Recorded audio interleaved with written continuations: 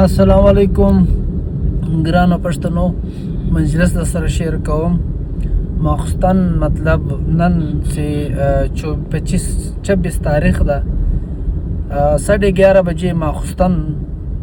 ټلیفون رالی چې زه له راوي چوک سره ولاړ یم او کور ته روان وم کجای ته روان وم پښتون رورو د دوکۍ اوسېدونکی یم نو هغه نوم یې په دې نه اخلم چې د دې لپاره به پریشاني زه روان وم پولیس والو یې ودرولم یو ملګری را سره و 600 روپۍ موږ ډیاډي کړې وه نو له موږ څخه هغه پیسې هم یوړې 600 که 1000 روپۍ یا 2000 روپۍ راجې وړې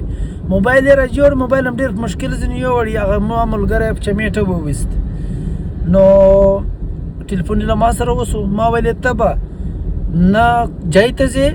نه به څه کوې 15 ته کال وکوه او ګیز به تا ایکوټ ته خامخا راځې اکاونټ راولږه چې دا 2000 روپۍ زه در ولږم او ته به تاڼې ته ځې خامخا د کومه تاڼه چې ده هغې تاڼې ته به ځې فرنټ ډیسک والی پولیس به له ما سره غږی ایس ایچ او به را سره غږی نه به ځې کور ته تر هغو پورې او که ولاړې بیا زه درځم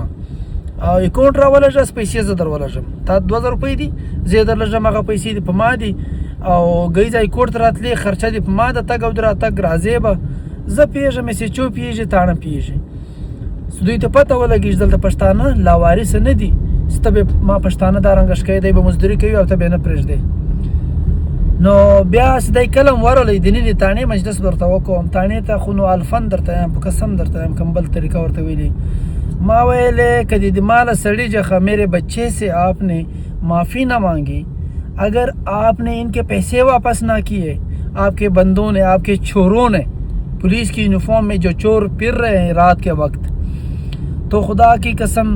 मैं आपके एसएचओ को नहीं छोड़ूंगा मैं उन्हें बुलाऊंगा हाई कोर्ट के कटहरे में खड़ा करूंगा और उनसे सब कुछ वापस लूंगा और उसको सज़ा भी देंगे هغه په منډه سو ایسچو یې راوغوښت ایسچو رالی زنکیانو ته سکرین خلاص کړو دغه کوم ځای نه ول هغه ول دا دا ول هغه یې راوغوښتل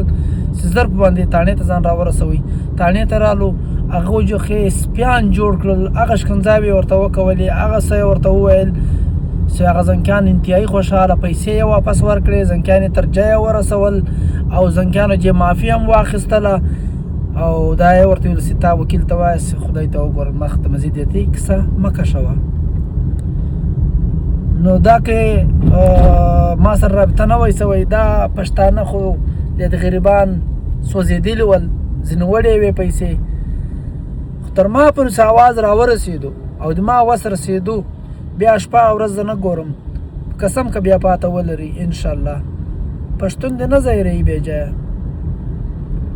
دا رنګه به خپل حق دپاره اواز پورته کوو نو به بیا موږ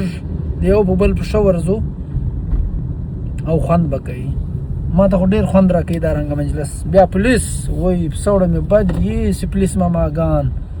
بیا یې د پنجاب وال نو دا خو زه نه پرېږدم